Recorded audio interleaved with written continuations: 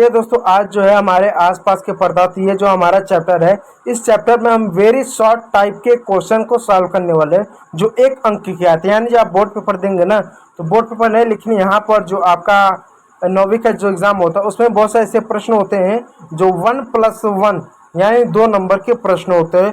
ऐसे प्रश्न आते हैं जो एक एक अंक से मिलकर बनते हैं, ठीक है। इसलिए आज हम वेरी शॉर्ट टाइप के प्रश्नों को देखने वाले हैं। तो चलिए क्लास को स्टार्ट करते हैं। तो आपके मोबाइल स्क्रीन पर देखिए दोस्तों, ये जो वेरी शॉर्ट प्रश्न होंगे ये 2 तरीके के होंगे। एक ऐसे प्रश्न होंगे जो आपके पेपर में पूछे जाएंगे, यानी कोई भी मास्टर हो कैसा भी पेपर बनाए इस तरह का प्रश्न जरूर देगा। दूसरा दोस्तों क्या होता है ना, जब आप चैप्टर जब पढ़ते हैं तो एक समय बाद चैप्टर पढ़ा हुआ चैप्टर ना पढ़ा हुआ एक जैसा हो, यानी आप चैप्टर पढ़ने बाद कुछ समय बाद क्या होता है, जो चीज़ें होती है ना वो भूल जाते हैं, तो आपको लगता है क्या पढ़ा क्या नहीं पढ़ा सब एक जैसा हो जाता है। तो इस चैप्टर के प्रश्नों को ऐसा रखा गया है कि चीज़ों का रिविजन करते हुए आप चीज़ों को पढ़ सकते हो, ठीक है। तो पहला है पदार्थ किसे कहते हैं। तो पदार्थ किसे कहते हैं, वो वस्तु जिसका द्रव्यमान हो और जो स्थान घेरती है वो पदार्थ कहलाती है। एंड देखिए दोस्तों, जो पदार्थ होता है उस पदार्थ के अंदर 2 गुण होता है, यानी वो कुछ ना कुछ द्रव्यमान घेरेगा और एक स्थान घेरेगा, यानी वो जगह घेरेगा और उसका कुछ ना कुछ द्रव्यमान होगा। चाहे रेत का एक कण हो, चाहे पानी का एक बूंदी क्यों ना, आप हो हम हो कुछ भी हो, और हर चीज़ का क्या कुछ ना कुछ द्रव्यमान होगा और कुछ ना कुछ स्थान जरूर घेरेगा। उसे ही पदार्थ हम कहते हैं। पदार्थ किससे बने होते हैं, तो पदार्थ छोटे छोटे कणों से बने होते हैं, यानी पार्टिकल से बने होते हैं। जैसे मान लीजिए ये एक लोहे का टुकड़ा, इसको छोटा छोटा तोड़ेंगे ना तो छोटे छोटे छोटे छोटे छोटे छोटे ऐसे कणों में बढ़ जाएगा। तो ऐसे बहुत सारे असंख्य लाखों अरबों खरबों छोटे छोटे कणों से मिलकर बने हुए हैं, जिनको हम अपनी नग्न आंखों से हम देख नहीं सकते। माइक्रोस्कोप से देखेंगे तो शायद दिखेगा, आँख से नहीं दिखेगा। तो ऐसे छोटे छोटे कणों से मिलकर बने होते हैं। अगला देखिए, पदार्थ के कणों के कितने गुणों में होते हैं। तो पदार्थ के कण जो होते हैं, कोई भी पदार्थ लिए, चाहे ठोस हो, चाहे द्रव हो, चाहे गैस हो, चाहे पानी हो, चाहे लोहा हो, चाहे सोना हो, चाहे ऑक्सीजन हो, चाहे कार्बन डाइऑक्साइड हो, चाहे कुछ भी हो, जितने भी पदार्थ होंगे उन पदार्थों के 3 प्रमुख गुण होंगे। कौन कौन सा, पहले उनके बीच में रिक्त स्थान होगा, यानी जितने भी पदार्थ होते हैं उनके बीच में आपको रिक्त स्थान देखने को मिलेगा। ठोस में कम होगा, द्रव में थोड़ा सा ज़्यादा, द्रव में मध्यम होगा और गैसों में ज़्यादा होगा। वे निरंतर गति करते रहते हैं, और देख सकते हैं जो कण होंगे ना निरंतर गति करेंगे। जैसे ठोस के कण कम गति करते हैं, द्रव के मध्यम में करते हैं, और जबकि क्या होता है जो गैस होता है उसके जो द्रव होते हैं ज़्यादा गति करते हैं। इस वजह से आप देख सकते हो कि जब गर्म खाना होता है ना तो उसकी खुशबू में दूर तक आती है, या जब कमरे में परफ्यूम मारो तो उसकी खुशबू दूर तक जाती है, क्योंकि उसके कण गति करते हैं। एक जगह मारा तो उसके यहाँ पर मान लिया आपने परफ्यूम छूटा, उसके कण यहाँ तक पहुँच गए, क्यों, क्योंकि उसके कण गति करते हुए यहाँ से वहाँ तक पहुँच गए। इस बात को याद रखिएगा। और तीसरा गुण क्या, वे एक दूसरे को आकर्षित करते हैं। तीसरा गुण है कि जितने भी कण होते हैं वो एक दूसरे को आकर्षित करते हैं। जैसे आप घर में जाइएगा, आप ऐसा देखिए इस टाइप का आपका नल होगा, ठीक है, और नल के सामने आप जाइएगा और टोटी को चालू कर दीजिएगा, आप देखिए ऐसा पानी गिरना स्टार्ट हो जाएगा। और जब पानी गिरे ना तो आप एक लकड़ी हो गया या अपनी उंगली को इसके नीचे रखिएगा, आप अपनी क्या कीजिएगा, आप अपनी उंगली को या लकड़ी को इसके नीचे ऐसा रखिएगा। जब रखेंगे ना तो पानी 2 धाराओं में बढ़ जाएगी, एक इधर से गिरेगा एक इधर से गिरेगा। तो हमने क्या किया, उंगली या लकड़ी लगाकर पानी को 2 भागों में बांट दिया। लेकिन जब नीचे देखेंगे तो नीचे जो पानी होगा ना वो एक धारा में फिर बटेगा। क्यों, हमने तो उंगली या लकड़ी लगाकर उसको 2 भागों में बांट दिया। फिर एक क्यों होगा, ये बताता है कि जो कण होता है उनके बीच में आकर्षण बल होता है, वो एक दूसरे को आकर्षित करते हैं। तो जो आकर्षण बल होता है सबसे ज़्यादा ठोस में होता है, यानी ठोस के कण एक दूसरे को ज़्यादा आकर्षित करते हैं, इसलिए ठोस ठोस होता है। जैसे लकड़ी ठोस क्यों होता है, सोना ठोस क्यों होता है, तो उसके कण बहुत पास पास पास पास पास पास जलेबी की तरह पास पास होते हैं। और द्रव्य जो होता है जैसे तेल हुआ, दूध हुआ और अन्य चीज़ें हो गए, पानी हो गया, वो गीला क्यों होता है, क्योंकि उसके कण ना तो बहुत पास होते हैं ना तो बहुत दूर होते हैं।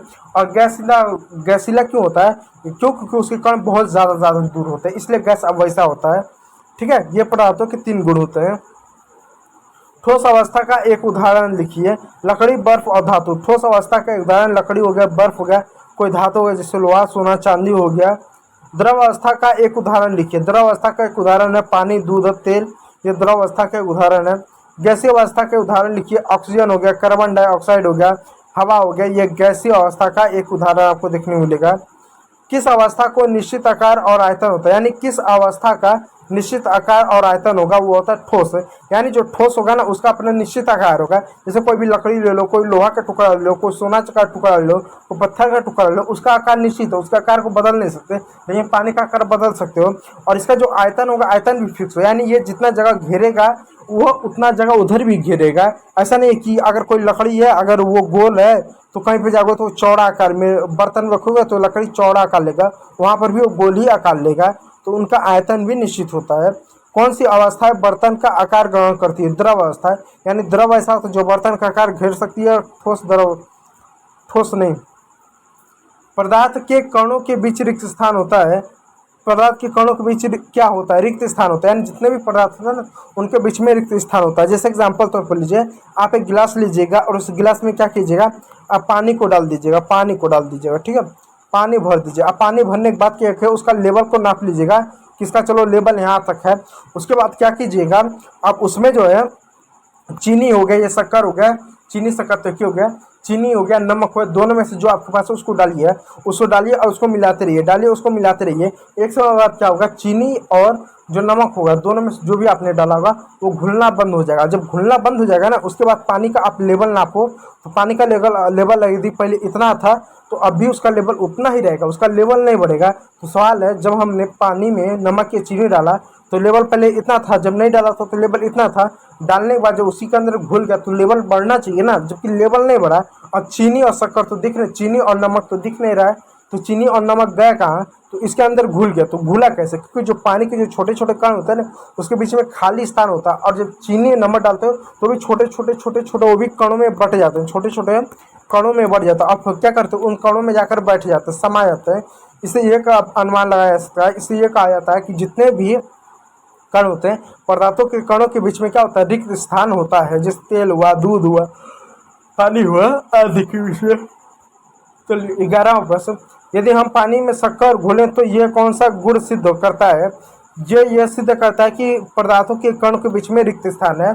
तो ये सिद्ध करता है कि पदार्थों के कणों के बीच में क्या रिक्त स्थान है, तो भी उसमें घुल गया और हमको लेवल भी बढ़ता हुआ दिखाई नहीं दिया।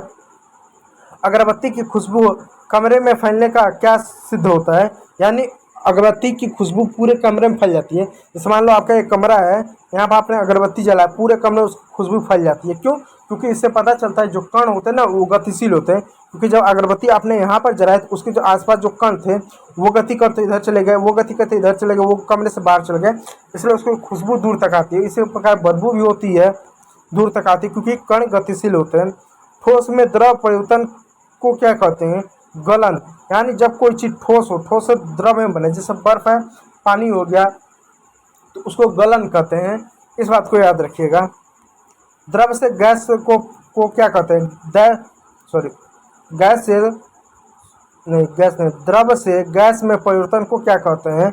वाष्पीकरण कहते हैं। यानी जब कोई द्रव यानी पानी हो वो गैस बने तो उसको हम वाष्पीकरण कहते हैं। जैसे आप देखो खाना वाना बनाते हो, जब कढ़ाई हो गया, भगोना हो गया, उसमें पानी रहता है तो हीट देखो ना तो वाष्प बनता है, हवा के रूप में ऊपर होता है, गैस के रूप में। या देखो जब नदी तालाब पोखरा होता है, सूरज की रोशनी पड़ती है ना तो वाष्पीकरण होता है और हवा में उड़ जाता है, तो क्या द्रव सीधा गैस में बदलता है, इसको वाष्पीकरण बोलते हैं। गैस से द्रव में परिवर्तन को क्या कहा जाता है? गैस से द्रव में परिवर्तन को क्या कहते हैं? उसको बोलते हैं संघनन। यानी जब गैस सीधा द्रव में बने, जैसे ये देखिए ये गढ़ी पोखरा है, तालाब है, सूरज की रोशनी जब इस पे पड़ेगी तो क्या होगा, जो द्रव होगा वो पहले तक गैस में बनेगा, गैस बन के वाष्प बन के आसमान में चलेगा। और जैसे आसमान में जाता है ना तो 165 मीटर ऊंचाई पर जाने पर 165 मीटर ऊंचाई पर जाने पर तापमान 1 डिग्री सेल्सियस कम हो जाता है। और जब ऊपर जाता है, जो यह हवा होता है, गर्म हवा जो ऊपर उठती है, देखो जब गर्म हवा होती है ना हमेशा ऊपर उठते हैं, जब ऊपर उठेंगे तो वहाँ तापमान कम होगा ऊपर जाने पर, तो वहाँ पर क्या होगा, वहाँ पर तापमान कम पड़ेगा, तो इनका संघनन होगा। तो ये वाष्प जो रहेगा ना जिसमें पानी की बूंदें रहेंगी, धीरे धीरे ये क्या पानी की बूंदें के रूप में बदलेंगी और वापस से बारिश के रूप में क्या पृथ्वी पर वापस गिर जाती हैं। तो संघनन में क्या होता है, जो गैस होता है वो द्रव में बदलता है, संघनन में गैस द्रव में बदलता है। और संघनन कैसे होगा, जब ठंडा तापमान रहेगा, ठंडा तापमान में ही क्या होता है, गैस द्रव में बदलता है। द्रव से ठोस में परिवर्तन को क्या कहते हैं? यानी जब कोई चीज़ द्रव है, द्रव से ठोस में बदलता है, जैसे पानी है, दूध हो गया, को घी हो गया, कुछ हो गया, जब वो द्रव होता है वो सीधा ठोस में बदल जाए उसको जमाव बोलते हैं, उसको जमाव बोलते हैं। इस बात को याद रखिएगा। पानी का गलनांक क्या होता है? पानी का गलनांक मतलब पानी कितने डिग्री सेल्सियस पर गलना स्टार्ट करेगा। यानी जैसे कि पानी अगर -5 डिग्री सेल्सियस में तो बर्फ जम जाएगा, 2 डिग्री सेल्सियस से -2 डिग्री सेल्सियस तो भी बर्फ में रहेगा, 0 डिग्री सेल्सियस तक वो बर्फ रहेगा। लेकिन जैसे 0 डिग्री सेल्सियस ऊपर आएगा, 1 डिग्री सेल्सियस आएगा, 2 डिग्री, 5 डिग्री, 25 डिग्री, वो क्या होगा, वो गलना स्टार्ट हो जाएगा। यानी 0 डिग्री से ऊपर के तापमान पर पानी हमेशा द्रव के रूप में ही रहेगा, उसका गलनांक पॉइंट है, यानी मेल्टिंग पॉइंट है। अब आ रहा पानी का स्फुटनांक क्या है? स्फुटनांक यानी इसको स्फुटनांक की जगह कथनांक कर दो। कथनांक क्या यानी बॉइलिंग पॉइंट क्या है? बॉइलिंग पॉइंट का मतलब होता है कि कितने डिग्री सेल्सियस पर कितने डिग्री सेल्सियस पर पानी गर्म होगा। तो पानी को गर्म होने के लिए 100 डिग्री सेल्सियस है। आप भगोना लो, उसमें पानी डाल दो, उसको गर्म करो। जब तक उसको 100 डिग्री सेल्सियस पर तापमान नहीं मिलेगा तब तक पानी क्या गर्म नहीं होगा। अगला प्रश्न है, वाष्पीकरण किस तापमान पर होता है? किसी भी तापमान पर वाष्पीकरण किस तापमान पर होता है? वाष्पीकरण किसी भी तापमान पर हो सकता है, ठीक है, इस बात को याद रखिएगा। वाष्पीकरण किस स्थान से होता है? द्रव की सतह से। वाष्पीकरण किस स्थान से होता है? द्रव की सतह से होता है, इस बात को याद रखिएगा। तो ये रहे ऐसे 20 प्रश्न जो आपके लिए बहुत ज़्यादा उपयोगी थे, बहुत ज़्यादा इंपॉर्टेंट है, इसलिए इनको आप कॉपी में लिख लीजिएगा और जो कॉन्सेप्ट है उसको क्लियर कर लीजिएगा। तो यदि वीडियो अच्छा लगा तो लाइक कर दीजिएगा, चैनल को सब्सक्राइब कर लीजिएगा।